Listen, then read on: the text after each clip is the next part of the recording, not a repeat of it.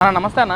మరి కూటమి ప్రభుత్వం వచ్చి 2 సంవత్సరాల్లో అసలు ప్రజలకు ఉపయోగపడేందుగా చేయట్లేదు, మొత్తం ప్రజాపాలన చేత కావట్లేదు, మొత్తం వెన్నుపోటు రాజకీయాలు చేస్తున్నాడు చంద్రబాబు అని చెప్పి వైసీపీ నాయకులందరూ ఇంటింటికి తిరిగి ప్రజలకు ఏ విధంగా వెన్నుపోటు పొడుస్తున్నాడు చంద్రబాబు అందరికీ వివరించి చెప్పండి అని చెప్పి వైసీపీ నాయకులు మాట్లాడుతున్నారు.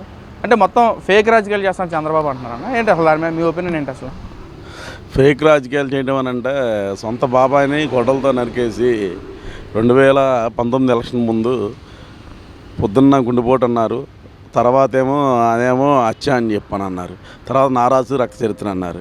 తర్వాత ఏమైంది, వారి అధికారంలో ఉన్నప్పుడే వారి సొంత చెల్లెలే దీని మీద సిబిఐ ఎంక్వైరీ చేయాలని అంది. అది చేసింది అవినాష్ రెడ్డి అని చెప్పేసి పక్క ఆధారాలతో సిబిఐ ఎంక్వైరీలోకి వచ్చింది. వాళ్ళకి వెన్నుపోటు పొరవడం అనేది వాళ్ళకి వెనదో పెట్టిన విద్య. రాజశేఖర రెడ్డి గారు మరణానంతరం ముఖ్యమంత్రి అవ్వాలనుకున్నదే అతను తండ్రి చనిపోయినప్పుడు ఏ విధంగా అయితే ఎమ్మెల్యేలందరితో మాట్లాడి ముఖ్యమంత్రి అవ్వాలని ప్రయత్నం చేసి ఆ రోజు కాంగ్రెస్ పార్టీ వాళ్ళకి ఉన్నతమైన స్థానం ముఖ్యమంత్రి పదవిని ఇస్తే తన తండ్రి చనిపోయినప్పుడు ముఖ్యమంత్రి పదవి ఇవ్వలేదని చెప్పేసి కాంగ్రెస్ పార్టీకి వెన్నుపోటు పొడిచి బయటకు వచ్చి వైఎస్ఆర్ కాంగ్రెస్ పెట్టింది ఎవరు? జగన్మోహన్ రెడ్డి. మరి వీళ్ళ వెన్నుపోటు రాజకీయాలు చేసేది ఎవరు? జగన్మోహన్ రెడ్డి. అంటే ఈ రోజున ఇంటింటికి తిరుగుతామని చెప్పి జగన్మోహన్ రెడ్డి వైసీపీ కార్యకర్తలు అందరూ పిలిపించారు. మరేంటి అసలు ఎలా చూడొచ్చు అంటారు?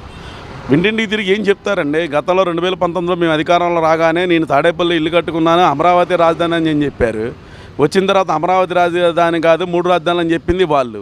అంటే ప్రజలకు అమరావతి విషయంలో వెన్నుపోటు పొడిచింది జగన్మోహన్ రెడ్డి. అదేవిధంగా ఉద్యోగస్తులకి రాగానే నేను ఎమ్మన్నే నేను ఉద్యోగాలు ఇప్పించేస్తాను అని చెప్పాను అన్నాడు. పోనీ ఉద్యోగాలు ఏమైనా ఇచ్చాడు? 5 ఏళ్ళ పరిపాలన ఇవ్వాల. ఆ విధంగా నిరుద్యోగులకి వెన్నుపోటు పొడిచింది జగన్మోహన్ రెడ్డి. సిసిఎస్ రద్దు చేస్తానని చెప్పి గవర్నమెంట్ ఎంప్లాయీకి చెప్పింది అతనే. గవర్నమెంట్ ఎంప్లాయీ వెన్నుపోటు పొడిచింది జగన్మోహన్ రెడ్డి. వీళ్ళు ఏం చెప్పుకుంటారు? ఇప్పుడు ప్రజల దగ్గరకు వస్తారండి, ప్రజల దగ్గరకు వచ్చి గతంలో మీరు ఇచ్చిన హామీలు 5 ఏళ్ళలో ఏమి నెరవేర్చారు అంటారు. మీరేం నెరవేర్చలేదు కాబట్టి కూటమి ప్రభుత్వానికి మద్దతు తెలపడం జరిగింది. కూటమి ప్రభుత్వానికి మద్దతు తెలపడం జరిగింది. కూటమి ప్రభుత్వం అధికారంలోకి రాగానే స్టిల్ పింఛన్లు మీరు పెంచుతానన్న పింఛన్లు పెంచడానికి మీకు 5 సంవత్సరాలు పట్టింది. సంవత్సరానికి 250 రూపాయలు చొప్పున మీరు పెంచుకొని రావడానికే మీకు 4.5 ఏళ్ళు పట్టింది. మా ప్రభుత్వం అధికారంలో రాగానే గత 3 నెలలది అంటే ఎప్పుడైతే ప్రభుత్వం ఎలక్షన్ కోడ్ ఇచ్చిందో ఆ 3 నెలలు కలిపి దీంతో కలిపి 4,000కి 3,000 యాడ్ చేసి 7,000 రూపాయలు ఇచ్చిన ఏకైక ఘనత నారా చంద్రబాబు నాయుడు గారికి, ఉప ముఖ్యమంత్రి పవన్ కళ్యాణ్ గారికి దక్కింది. మీరు ఆ విషయంలోనే వెన్నుపోటు పరిచారని చెప్తారా? మీరు పింఛన్లు పెంచుతామని చెప్పి వెన్నుపోటు పరిచారు. పింఛన్లు చెప్పిన ప్రకారం నిజాయితీగా పెంచిన కూటమి ప్రభుత్వం అని చెప్పని మీరు ఆలోచిస్తారా? ఆలోచించండి. అంటే మేము ఇచ్చిన మాట నిలబెట్టుకోవడానికి జగన్మోహన్ రెడ్డి ఎంత దూరమైనా వెళ్తాడు, కానీ చంద్రబాబు అలా కాదు, మొత్తం మోసం చేయడం తప్ప ఏమీ లేదు, చనిపోయినా బతికినా జగన్మోహన్ రెడ్డి ఇచ్చిన మాట ప్రకారం అలాగే నిలబడతారని చెప్పి కూడా వైసీపీ నాయకులు మాట్లాడుతున్నారు. నిజమేనా అది? ఇచ్చిన మాట మీద నిలబడి ఉండుంటే 151 సీట్లకి ఎంత లేదనుకున్నా, ఎంత టఫ్ ఫైట్ అయినా 2004కి 2009కి రాజశేఖర రెడ్డి గారు మళ్ళీ అధికారులు రావడం జరిగింది. మరి ఇచ్చిన మాట నిలబెట్టుకోబట్టేగా 151లోనూ 5 తీసి 11 సీట్లు ఇవ్వడం జరిగింది. జగన్మోహన్ రెడ్డి మాట మీద నిలబడి ఉంటే ప్రజలు ఎందుకు తిరస్కరిస్తారు? ఆ ఆలోచన జ్ఞానం అనేది జగన్మోహన్ రెడ్డికి లేదు. కొన్ని వారి కార్యకర్తలు కానీ నాయకులు కానీ ఆలోచన చేసుకోండి. మీ నాయకుడికి మావిగాని అని చెప్పి ఒక మెంటల్ డిసార్జ్ ఒకటి ఉంది. దానిలో ఆయన ఏం మాట్లాడుతున్నారో ఆయన నమ్ముకొని మీరు కుక్కతోక పట్టుకొని సముద్రం వేదాలనుకుని ఉంటే మీరే మునిగిపోతారు. మీరు ప్రజలకు వాస్తవాలు ఇవాళ అందరికీ తెలుస్తున్నాయి. ఇవాళ యూట్యూబ్ ఛానల్ కానీ మీడియా కానీ ప్రజలకు అన్ని రకాలుగా ఏం జరుగుతుందనేది ప్రజలు చూస్తున్నారు. అలా చూసేటప్పుడు ప్రజలు ప్రతిదీ క్షుణ్ణంగా పరిశీలిస్తున్నారు. అలాంటప్పుడు మీరు కూడా ఆలోచన చేసుకోండి. మీ నాయకుడు మోసం చేశాడా, లేదు కుటుంబ ప్రభుత్వం నాయకులు వచ్చి మోసం చేశారా? ప్రజల దగ్గరికి వెళ్తే ప్రజలే మీకు తిరస్కరించే పరిస్థితి వస్తుంది. అంటే ఈరోజు అదే మావిగన్ ప్రజల్లో బేపచ్చంగా మన్నన పొందుతుంది, కానీ చంద్రబాబుకి నచ్చట్లేదు. అసలు మావిగన్ అనే పేరు ఎత్తితే చంద్రబాబుకి బీపీ షుగర్ల గుండెపోట్లు కూడా వస్తున్నాయి చంద్రబాబుకి అని చెప్పి కూడా జగన్మోహన్ రెడ్డి గారు మాట్లాడుతున్నారు ప్రెస్ మీట్లో. అసలు మావిగన్ పేరు అయితే మాకు బీపీ షుగర్లు రావట్లేదండి. వైసీపీ నాయకులు, నియోజకవర్గ ఇన్ఛార్జీలు కానీ పార్లమెంట్ ఇన్ఛార్జీలుగా ఉన్న వాళ్ళందరికీ వాళ్ళకి బుర్ర పిచ్చెక్కుతుంది. ఈ ఎక్కడరా బాబు, కొద్ది గొప్ప ఏదో ఒకటి రేపు పంచాయతీ ఎలక్షన్లో, కార్పొరేషన్ ఎలక్షన్లో 4-5 సీట్లు గెలుచుకుందాం అనుకున్నాము.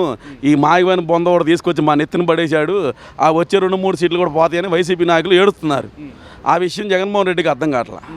అంటే టీడీపీ గ్రాఫ్ కూడా పడిపోయింది 2 సంవత్సరాలు, ఎందుకంటే పరిపాలన చేత కావట్లేదు కానీ టీడీపీ గ్రాఫ్ పడిపోయింది. అందుకే వైసీపీ గ్రాఫ్ పెరిగింది, ప్రజల్లో బేపచ్చంగా మన్నన కూడా పొందుతుందని చెప్పి అంటున్నారు. నిజమేనా అన్నది?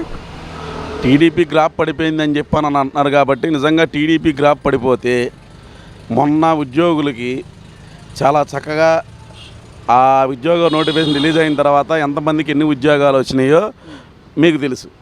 ఇచ్చి 2 సంవత్సరాలు అయిపోతుంది. ఇవాళ వచ్చి ఉద్యోగులు ఇచ్చిన దాంట్లో విషయంలో అవినీతి జరిగిందని చెప్పని బుర్ర జల్లే ప్రయత్నం చేస్తున్నారు. అంటే అక్కడ టీడీపీ గ్రాఫ్ పెరిగిందని చేస్తున్నాడా, లేకపోతే వైసీపీ గ్రాఫ్ పెరిగిందని చేస్తున్నారా? వైసీపీ గ్రాఫ్ లేదు కాబట్టి తప్పుడు సమాచారం ఇచ్చి కూటమి ప్రభుత్వం మీద నిందలేనని చూస్తున్నారు. అనకూడదు. కానీ మాజీ మంత్రి పేర్నేని నానికి బ్రిడ్జ్ అంటే అసలు ఏం స్పోర్ట్సో తెలియదు. ఆడ ఒక పేకాట అన్నాడు. ఎందుకంటే రాత్రులు పేకాట ఆడటం, తాగటం, తందనాలు ఆడటం వైసీపీ నాయకులకి వెనతో పెట్టిన విద్య. వాళ్ళకి అసలు వాస్తవంగా స్పోర్ట్స్లో ఎన్ని ఉన్నాయి అనేది అవగాహన లేదు.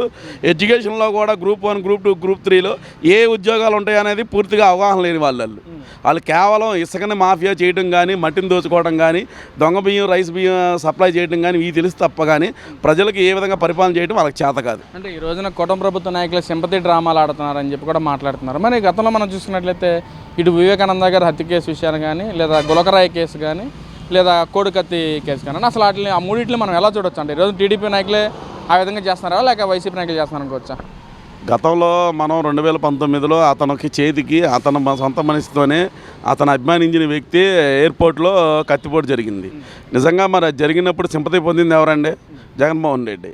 తర్వాత అదే స్క్రీన్ ప్లే మళ్ళీ 2024లో ప్లే చేశారు.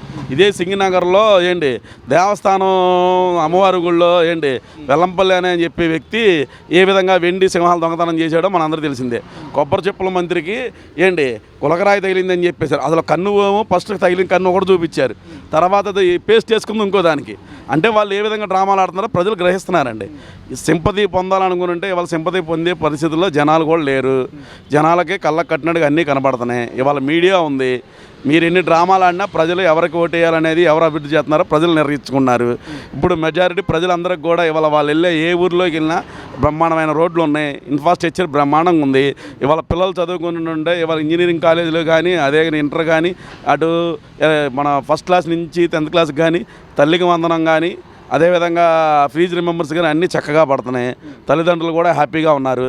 చదువుకున్న ఉద్యోగులకి, నిరుద్యోగులకి ఉద్యోగ అవకాశాలు బ్రహ్మాండంగా వస్తున్నాయి. ఇంకా ఇతర దేశాల నుంచి కానీ, ఇతర రాష్ట్రాల నుంచి పెట్టుబడులు పుష్కలంగా వస్తున్నాయి. ఆటోమేటిక్గా రేపు పొద్దున ఆ కంపెనీల ద్వారా 2-3 ఏళ్లలో మనకి నెంబర్ 1 ఇన్ఫ్రాస్ట్రక్చర్ తయారైన తర్వాత నిరుద్యోగులకి 100%, 100% ఉద్యోగాలు వస్తాయి. ఎటువంటి అసంతృప్తి లేదండి ప్రజల్లో.